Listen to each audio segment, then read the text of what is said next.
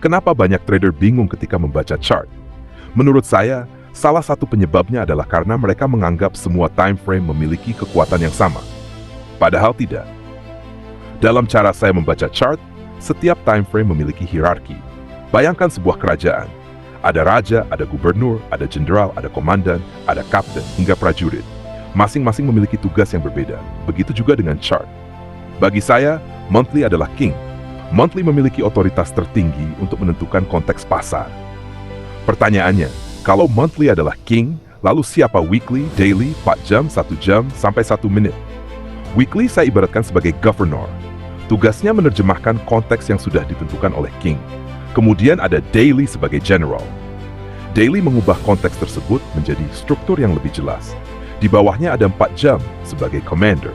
4 jam mulai mengendalikan struktur swing yang sedang berkembang. Kemudian 1 jam sebagai captain. 1 jam mengarahkan struktur intraday. Di bawahnya lagi ada 15 menit sebagai lieutenant. Time frame ini saya gunakan untuk membaca perkembangan struktur yang sedang terbentuk. Lalu ada 5 menit sebagai sergeant. Kemudian 1 menit sebagai soldier.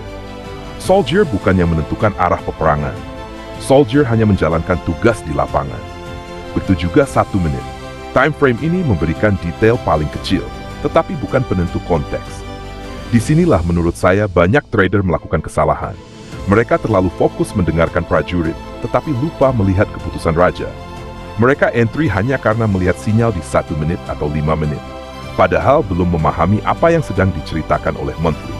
Padahal semakin besar time frame, semakin besar otoritasnya. Sebaliknya, semakin kecil time frame, semakin tinggi detail informasinya. Karena itu saya selalu memulai analisis dari monthly. Saya ingin memahami konteks terlebih dahulu. Setelah konteksnya jelas, saya turun ke weekly, daily, 4 jam, 1 jam, hingga time frame yang lebih kecil untuk membaca bagaimana struktur harga berkembang. Saya tidak mengejar sinyal dari monthly karena konfirmasi pada time frame tersebut membutuhkan waktu. Yang saya lakukan adalah memahami konteks dari king, kemudian mengikuti perkembangan struktur pada time frame yang lebih kecil. Jadi, bagi saya trading bukan tentang mencari sinyal di semua time frame. Trading adalah memahami hierarki. Monthly menentukan konteks. Time frame yang lebih kecil membentuk struktur. Eksekusi mengikuti struktur, tetapi tetap berada dalam konteks yang ditentukan oleh king. Kalau Anda mulai memahami hierarki ini, cara Anda melihat chart kemungkinan akan berubah. Anda tidak lagi melihat setiap time frame sebagai sesuatu yang berdiri sendiri, melainkan sebagai satu sistem yang saling terhubung, dari king hingga soldier. Kalau pembahasan seperti ini bermanfaat, jangan lupa klik like, tinggalkan komentar pendapat Anda, dan subscribe YouTube channel Bias Positif Digital Rise.